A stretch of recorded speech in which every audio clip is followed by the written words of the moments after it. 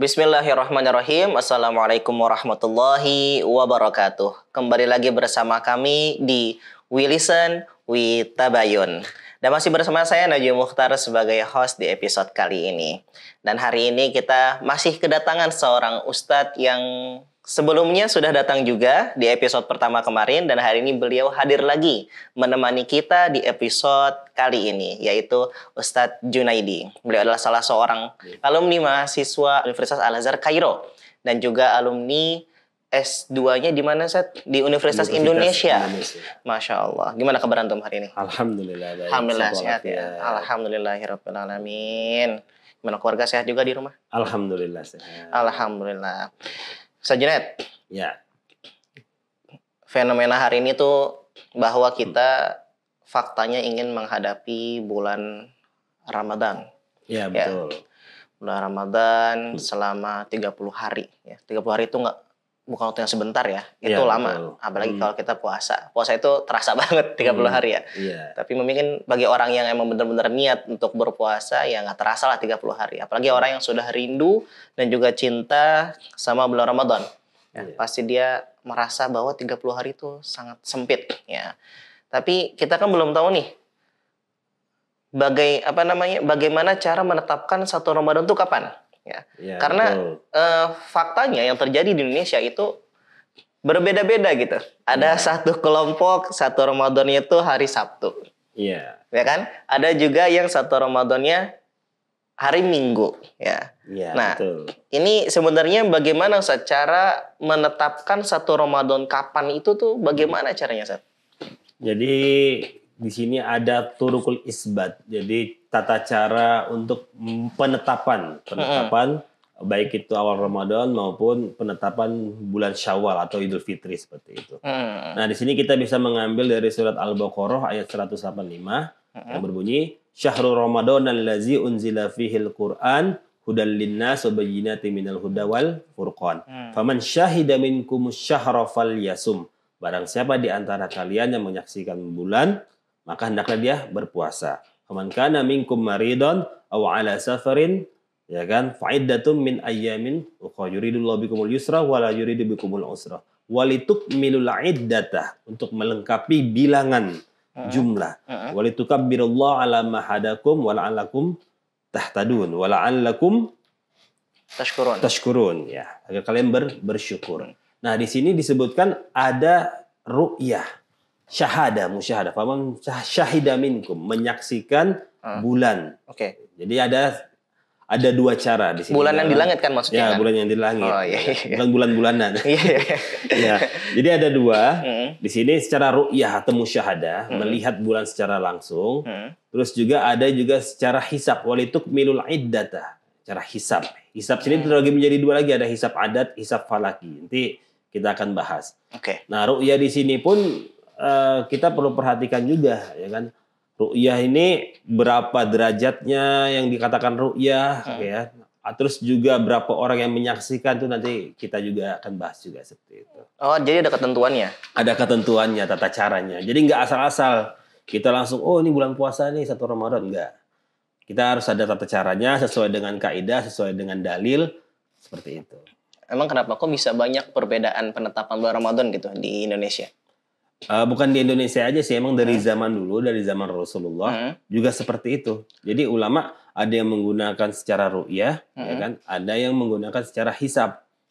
Jadi kalau misalnya kita cuaca mendung nih, kita kan pasti nggak bisa melihat bulan. Betul, karena tertutup sama awan. Tertutup sama awan, ya kan? Bintang-bintang pun nggak muncul, ya kan? Sebagainya.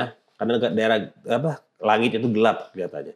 Nah, itu ada tata caranya sendiri, ya kan? Ada yang juga mengatakan di dalam hadis, ya kan, fa in gumma fa akmilu salasina yauman. Maksudnya kalau ketika dalam keadaan mendung, maka hendaklah dilengkapkan sampai 30.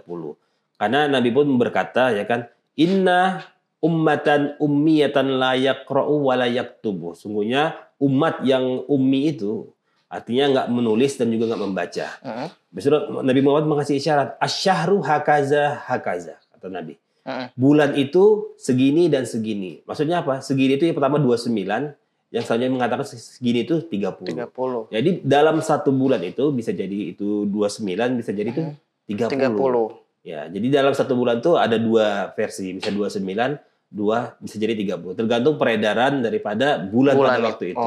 Kalau matahari juga gitu kan, kita lihat bulan Februari kadang ada tanggal 28, kadang nggak ada tanggal 29. Karena itu mengikuti peredaran daripada matahari. Jadi kalau peredaran bulan itu dia antara 29 atau 30. Ya. Jadi kalau misalkan bulan itu tidak terlihat ya di akhir bulan Sya'ban, maka kita menggunakan metode hisab. Ya, bulan Sya'bannya sempurnakan menjadi 30 hari. 30 hari itu pendapat mayoritas ulama. Maka itu yang membuat banyak juga ya penetapan bulan 1 Ramadan itu berbeda-beda. Ya. Bahkan bukan hanya di Indonesia. Iya. Di Mesir pun juga demikian. Kalau di Mesir itu mereka nggak ada perbedaan. Emang caranya berbeda, tapi mereka mengikuti satu suara. Oh gitu. Ikutin satu suara. Satu komando, satu suara. Makanya mereka nggak ada perbedaan. Berarti serentak gitu ya? Serentak Semua 1 Ramadan hari ini semua puasa. Iya, seperti itu. Terus bagaimana saat kita nih sebagai warga Indonesia nih gimana tuh cara menyikapi perbedaan penetapan 1 Ramadan itu? Kalau perbedaannya sih kita tanggepin ya secara bijak ya. Kita harus secara bijak. Karena kan kata Rasulullah, ikhtilafu ummati rahmah. Perbedaan antara umatku itu adalah rahmat. Cuma perbedaan di sini jangan sampai perbedaannya menyebabkan pertikaian. Apalagi perbedaan yang nggak ada landasan sama sekali. Nggak ada hadisnya, nggak ada sunnahnya, dan sebagainya. Tetapi kalau di Mesir, tadi cerita saat Najim itu di Mesir, seharusnya emang kita itu harus mengikuti satu komando, satu suara, biar nggak ada perbedaan. Nggak ada fitnah di antara masyarakat. Akhirnya bilang, oh ini puasa, oh ini enggak, dan sebagainya. Makanya hendaklah seperti di Mesir tadi, kita kasih contoh, mereka satu suara. Misalnya pemerintah sudah menetapkan A, seluruh masyarakatnya mengikuti A. Ada nih kisah nih. Ada kisah ulama, ini ulama Al-Azhar, Syekh di Mesir, ini guru ilmu pakar hadis. Beliau itu sudah melihat, kalau secara adat, ini sudah 30 hari ini, gitu kan. Tetapi pemerintah baru mengumumkan besok baru puasa. Seharusnya hari itu 1 Ramadan. Harusnya 1 Ramadan hari itu. Tapi pemerintah menetapkan besok baru berpuasa. Tapi dengan kerendahan hatinya Syekh tadi, dia nggak mau ngikutin egonya. Walaupun dia dengan ijtihadnya udah benar, sudah melihat, sudah benar metode-metodenya. Tetapi karena dia tetap mematuhi pemerintah, sebagaimana firman Allah, ati Allah wa ati Rasul wa ulil amri minkum. Dan ulil amri di antara kalian. Dia nggak mau egois, ya kan? Akhirnya dia tetap mengikuti keputusan pemerintah. Karena apa? Nanti ijtihad hukum daripada pemerintah, semua itu nanti dipertanggungjawabkan oleh Allah. Jadi walaupun kita salah, ya nanti yang salah pemerintah. Walaupun kita benar, ya itu karena udah ijtihad kita sama-sama. Seperti itu. Masya Allah. Hebat banget ya. Dengan kerendahan hati ulama-ulama Al-Azhar Mesir sana ya. Iya, tetap mengikuti satu komando. Kalau antum sendiri, antum ngikut yang mana, Zat? Kalau saya sendiri pasti ikut satu komando ya. Satu komando ya. Walaupun memang benar kita sudah punya pendapat sendiri, misalnya kita udah ru'yah, kita udah melihat hilal misalnya, cuma sendirian kan. Tetapi karena pemerintah mungkin pakai metode lain atau cara yang lain dan menetapkan di hari yang berbeda dengan pendapat kita ikutin pemerintah. Karena ijtihad dan hukum kita itu kan ditanggung pemerintah nanti, seperti itu. Oke, baik. Nanti kita akan lanjut lagi teman-teman. Tetap bersama kami di We Listen We Tabayun setelah pesan-pesan berikut ini.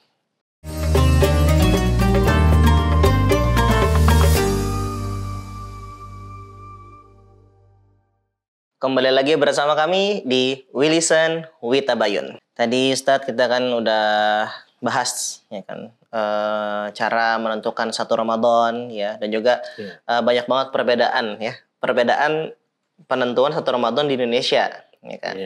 Nah, tadi kan seperti kata antum bahwa kalau di Mesir itu satu komando. Nah, kira-kira Zat.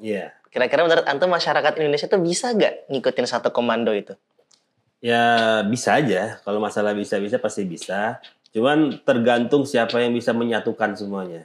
Harus ada orang yang bisa menyatukan. Kalau di Mesir kan ada namanya Darul Ifta. Darul Ifta Al-Azhar. Nah, ini yang memberikan fatwa di Mesir. Nah, ini salah satu Darul Ifta ini yang sangat disegani di Mesir. Jadi mereka bisa memberikan fatwa yang ada di Mesir. Jadi ketika Darul Ifta memberikan fatwa, itu otomatis orang-orang mesti pada taat, pada sami'na wa ata'na gitu kan. Ngikutin itu ya. Nah, jadi 1 Ramadan, 1 Syawal itu diumumkan oleh Darul Ifta yang mempunyai benar-benar kekuatan dan kepercayaan di masyarakat. Nah, sekarang di kita ini siapa di antara kita ini bisa seperti Darul Ifta tadi, seperti Al-Azhar tadi, yang bisa menyatukan umat, yang bisa dipercaya oleh masyarakat semuanya, sehingga suaranya didengar oleh semua masyarakat. Gitu. Masalah nanti turukul isbatnya bagaimana, itu tergantung masing-masing, tergantung ijtihad masing-masing. Selagi itu masih benar dan semuanya benar, ya why not gitu. Jadi nggak ada yang nggak mungkin. Sekarang kan kalau di Indonesia misalnya dari fatwa MUI, misalnya di sidang isbat dari fatwa MUI. Nah, bagaimana MUI ini bisa menyatukan semuanya gitu kan? Ya. Antara NU, Muhammadiyah, Persis, semuanya bagaimana biar satu suara. PR banget itu ya. Nah, PR.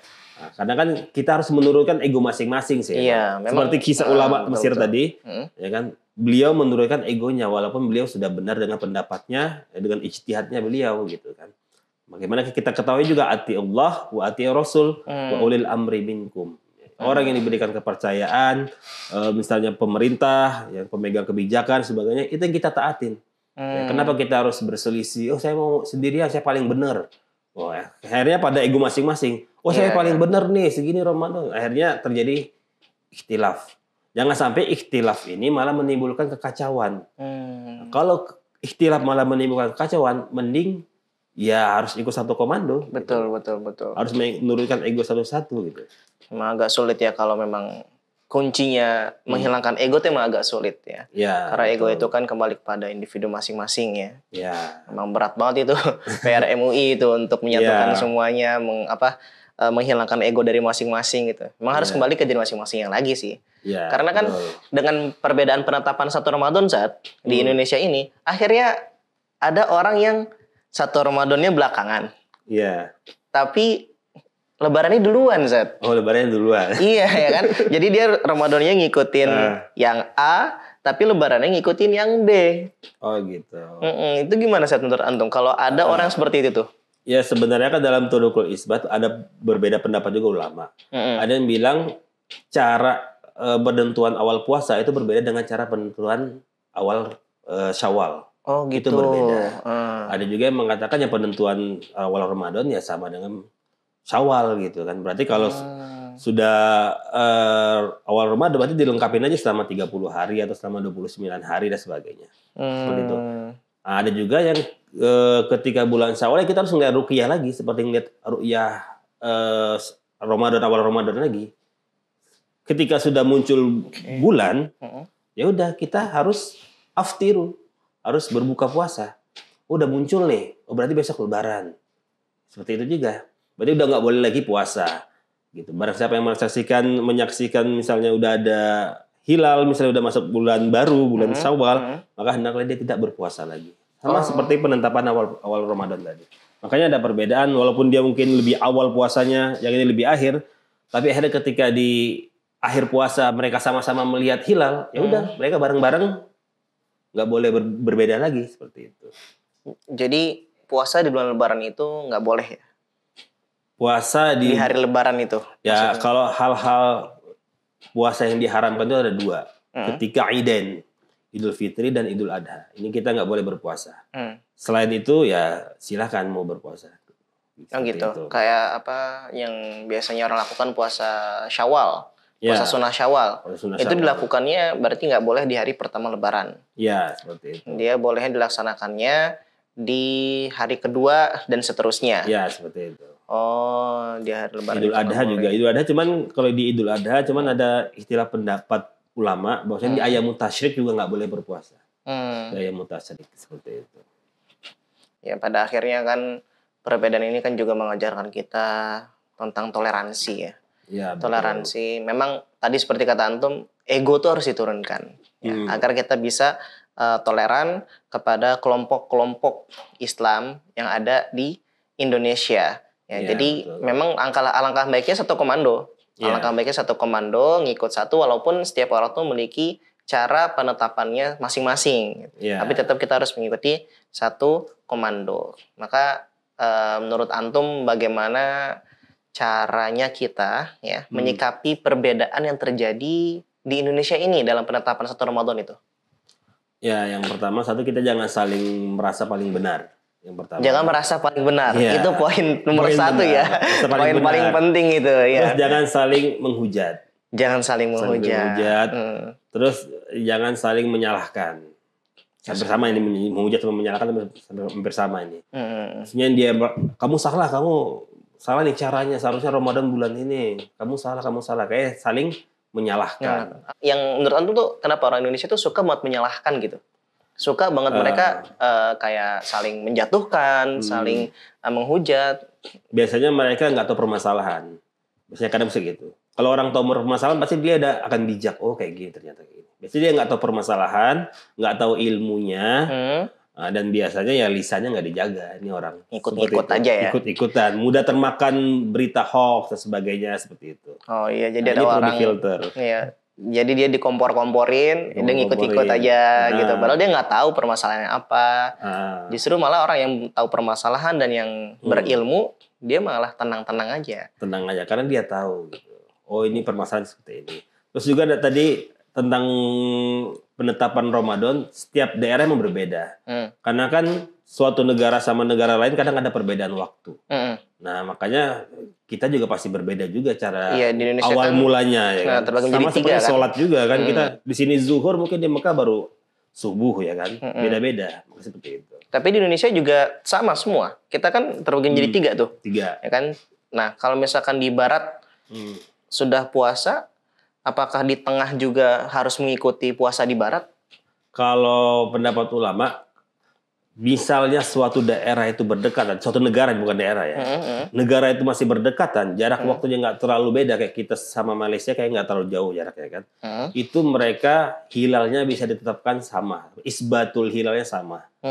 Ketika sini udah melihat hilal, maka negara tetangga pun yang berdekatan juga wajib puasa. Seperti itu. Berarti yang di Jawa itu kalau dia sudah puasa, maka yang di Kalimantan pun juga harus puasa. Harus puasa. Cuma kalau di sana kan mungkin perbedaan waktu 2 jam ya, mungkin 2 jam, iya. Cuma rentan waktunya aja. Harinya mungkin sama. Harinya sama, cuma waktunya aja yang berbeda. Jamnya mungkin. Ya, apa Seth? Hikmah di balik perbedaan penetapan 1 Ramadan ini apa Seth?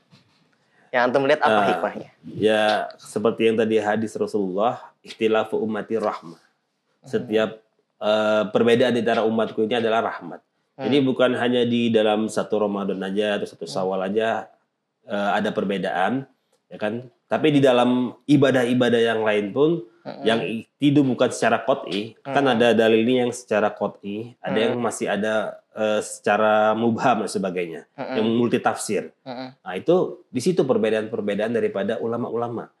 Selagi thoriqul ijtihadnya, sebagai cara mengambil istinbatul ahkamnya masih sesuai dengan kaidah Al-Quran, Sunnah, maka itu masih oke. Jadi tidak perlu kita panjang lebarkan perbedaan ini gitu. Karena memang perbedaannya ya rahmat bagi Allah ya kan. Kita berbeda ya kan, berbeda pendapat, setiap manusia itu juga pasti hal yang lumrah dalam kehidupan sehari-hari. Apalagi ini dalam menetapkan 1 Ramadan aja kan perlu berantem kan nggak perlu. Ini kan hal yang literasi orang Indonesia seperti itu. Literasi kita kan bingung ya kan, antara Muhammadiyah mungkin NU berantem ya kan. Oh ini cara bacanya ini pakai kunut, ini enggak, itu aja kan diberantemnya ya. Padahal semuanya ada dalilnya masing-masing. Benar. Hal seperti ini kan. Jadi emang ya ikhtilafu itu sebagai rahmat hikmahnya. Jadi kalau nggak ada perbedaan ya hambar nggak sih hidup kita? Semuanya jadi satu ya. Sama, jadi umat semuanya. satu. Monoton semuanya. Ya hidupnya jadi. Iya, warna putih semuanya kan gak enak ya. Iya. Hidup jadi kurang berwarna gitu. Pendapat kita sama semuanya kan jadi nggak asik ya kan. Gitu. Tetap bersama kami di We Listen, We Tabayun setelah pesan-pesan yang berikut ini.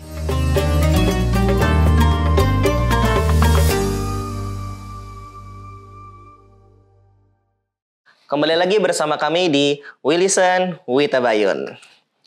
Ustaz, tadi kan kita udah banyak bincang-bincang nih. Udah banyak bincang-bincang tentang penetapan 1 Ramadan juga cara-caranya. Ya, tadi di salah satu caranya itu ada dengan ru'yatul hilal. Melihat bulan. Nah, ada gak ketentuan jumlah orang yang harus melihat hilal ini? Apakah harus 1 orang baru bisa ditetapkan 1 Ramadan, atau mungkin harus 2 orang atau 5 orang? Ada gak ketetapan jumlah orang itu? di dalam Islam sendiri pun pasti ada ketetapannya. Biasanya ketetapannya itu ada 2 orang laki-laki yang adil. 2 orang laki-laki yang adil. Yang adil. Nah, adil sendiri pun ya kita pasti ada definisinya masing-masing nanti kan. Bagaimana adil itu ya kan. 2 orang laki-laki ini bagaimana kriterianya itu juga ada nanti. Berarti kalau 2 orang perempuan? 2 orang perempuan kurang kuat. Sebagaimana seperti saksi kan. Saksi pun di dalam persidangan dan sebagainya itu pasti yang lebih kuat 2 orang laki-laki. Biasanya kalau perempuan itu biasanya 1 orang laki-laki 2 perempuan. Biasanya kayak gitu. Dalam persidangan. Berarti kita baru bisa menetapkan ya 1 Ramadan dengan cara ru'yah hilal, dengan cara melihat hilal itu jika ada 2 orang ya, minimal 2 orang laki-laki yang adil. Ya, sedangkan agak sulit ya mencari orang yang adil di Indonesia ini ya sekarang ya. Betul. Nah, makanya rojulain ini, adila ini banyak tafsiran. Yang pertama mereka memang harus Islam, dalam orang Islam, dan juga orang-orang yang melaksanakan ibadah sholat, ya kan. Terus juga nggak pernah berbohong, ya kan? Nggak pernah melakukan kecurangan di dalam masa hidupnya, dan juga emang 2 orang ini orang yang berakal dan memahami tentang ilmu-ilmu juga gitu loh. Tahu, oh ini bulan. Jangan sampai orang nggak tahu mana bulan, mana matahari kan. Bagaimana itu bulan dan sebagainya. Dan juga ketika terbitnya hilal ini pun diukur. Pendapat ulama ada yang bilang 2 derajat sampai 3 derajat. Itu baru dikatakan hilalnya muncul. Kalau belum sampai 2 derajat sampai 3 derajat itu tidak dikatakan hilalnya muncul. Seperti itu. Gitu. Jadi adil di sini bukan adil bijaksana gitu ya? Ya, enggak. Bukan adil dalam pembagian harta atau adil bijaksana, tapi adil di sini yang dimaksudkan adalah dia baik lah, bukan orang yang fasik lah ya. Ya, betul. Bukan orang yang fasik, dia taat kepada Allah, dia menjalankan semua syariat-syariat Allah, dia jarang berbohong gitu ya. Jadi kesimpulannya adalah bahwa untuk penetapan 1 Ramadan ini kita memiliki 2 cara. Yang pertama adalah melihat hilal, ya, yang mana minimal 2 orang laki-laki yang adil, sehingga baru bisa ditetapkan 1 Ramadan. Dan yang kedua adalah dengan hisab. Ya, dengan hisab ini, dengan 2 cara ini baru kita bisa menetapkan satu Ramadan. Dan karena literasi kita orang Indonesia, bahwa di Indonesia ini kan kita banyak perbedaan dalam penetapan 1 Ramadan aja banyak perbedaan gitu. Iya, betul. Maka kita sikap pertama yang harus kita lakukan dan kita ambil itu adalah toleransi. Ya, sebagaimana yang tadi cerita antum ya, yang orang ulama Mesir itu ya. Ulama Mesir walaupun dia sudah tahu di hari ini itu adalah harusnya 1 Ramadan, ya, akan tapi ternyata pemerintah baru menetapkannya besok. Nah, dia menurunkan egonya, dia tetap rendah hati, ya, sehingga dia mengikuti ketetapan pemerintah. Ya, betul. Ya, itu kesimpulan yang bisa kita ambil untuk hari ini, Satya. Ya. Ya, Masya Allah. Mungkin cukup sekian, Ustadz ya. Untuk hari ini kita banyak banget ucapkan terima kasih kepada Ustadz ya. Sama-sama. Karena sudah memberikan ilmu yang sangat bermanfaat kepada kita nih. Kan banyak banget pertanyaan-pertanyaan yang masih ambigu ya di benak. Mungkin teman-teman juga nanti kalau ada yang ingin bertanya ya atau ingin menanyakan sesuatu bisa langsung aja ditulis di komentar ya. Ya, nanti untuk episode selanjutnya kita akan pertanyakan kepada tamu dan juga pemateri selanjutnya.